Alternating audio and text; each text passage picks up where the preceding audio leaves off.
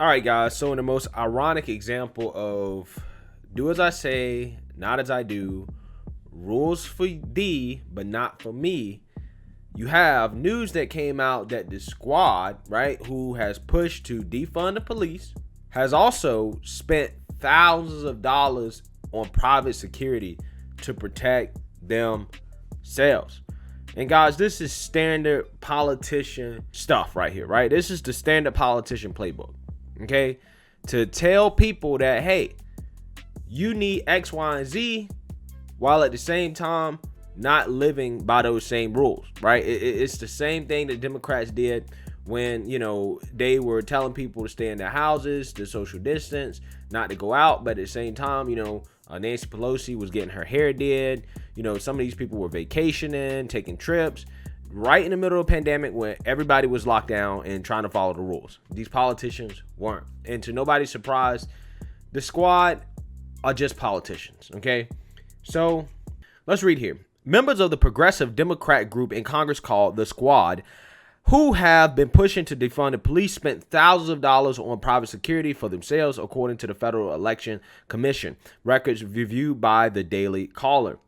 FEC reports show Democrats New York Representative Alexandria Ocasio-Cortez, Minnesota Representative Ilhan Omar, Massachusetts Representative Ayanna Pressley, and Missouri Representative Cori Bush each spent thousands of dollars on their own security. The payments were described in the FEC filings as either security or security services. In January 2020, Ocasio-Cortez criticized New York City's proposed $1 billion cuts from the police department budget, saying it did not go far enough.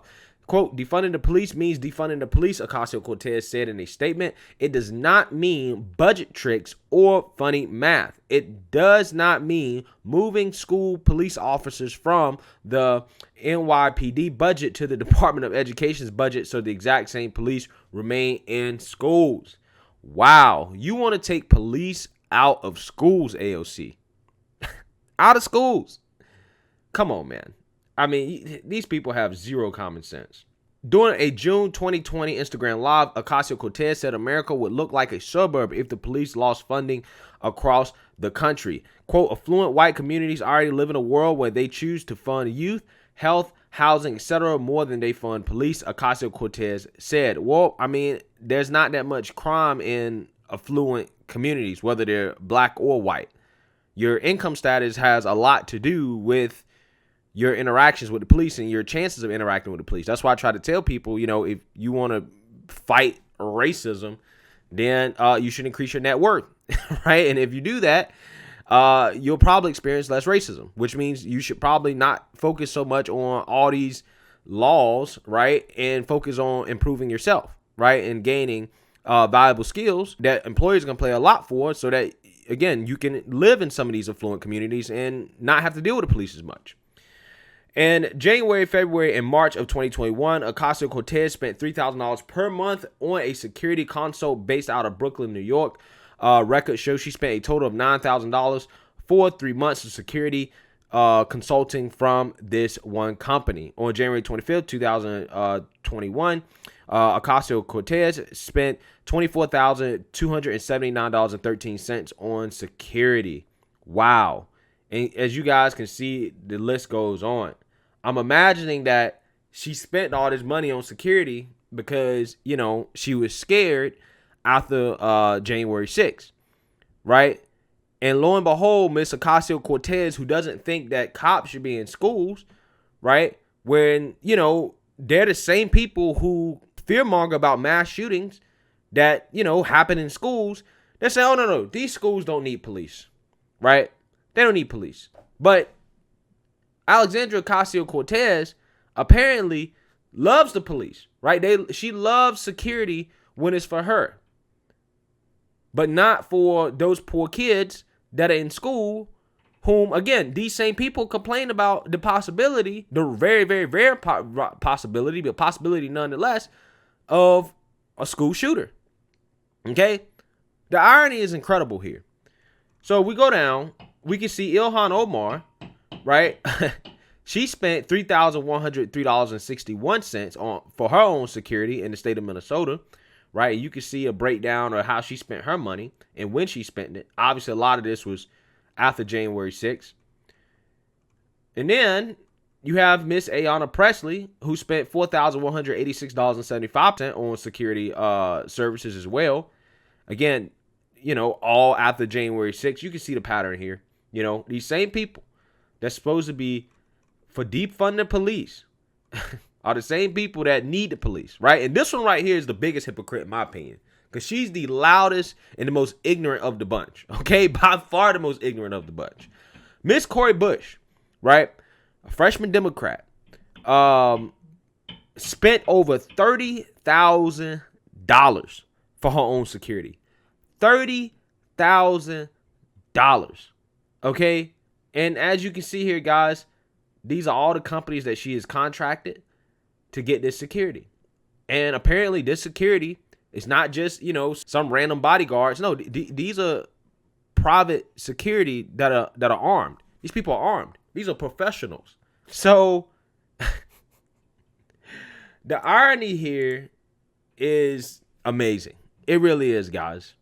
Like I told you, these are the same people who want to push policies in these low-income communities that they don't even believe in for themselves, right? Because their congressmen, their public figures, they feel like they need protection, but they don't feel like those whom are in these poor neighborhoods, who actually do experience crime and who could be in danger. Oh, no. They don't need police. They don't need law enforcement, right? But the elite do. The elite, okay? AKA AOC, Ilhan Omar, they're the elite. They need it. Not only that, a lot of these people also believe that, people shouldn't be allowed to protect themselves, right? They want to, have massive, strict gun control, okay?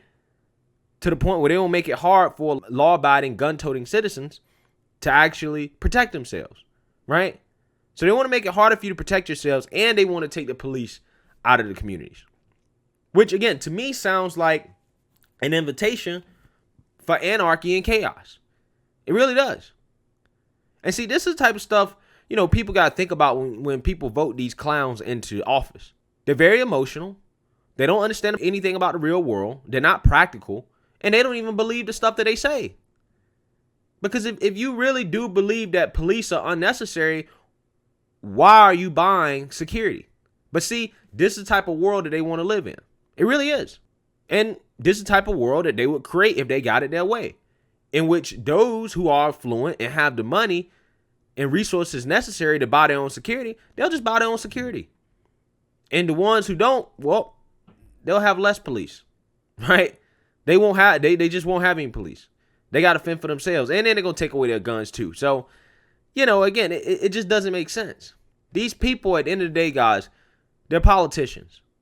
They love playing off the emotions of the super woke revolutionaries with all this, woke language, gender this, race that, all that. They love that. But that's a distraction from the real policy outcomes. It really is. They use it to justify, police, are systemically racist. And because they're systemically racist, we have to abolish the whole system. Really? Because to me, that seems like a systemically racist suggestion, because it would disproportionately affect those who are people of color, right? The same people that they claim to care about. But see, again, like I said, guys, they're just tools, right? The poor and the disadvantaged to these people are nothing more than tools to prop themselves up as some type of savior and to push policies in their communities that are going to hurt them, that they don't necessarily believe in for themselves. It really is. I just find the irony here to be stunning, but I'm not surprised at all. These are politicians. But let me know what you guys think. Make sure you like, comment, and subscribe. Most importantly, share a Black conservative perspective. Peace.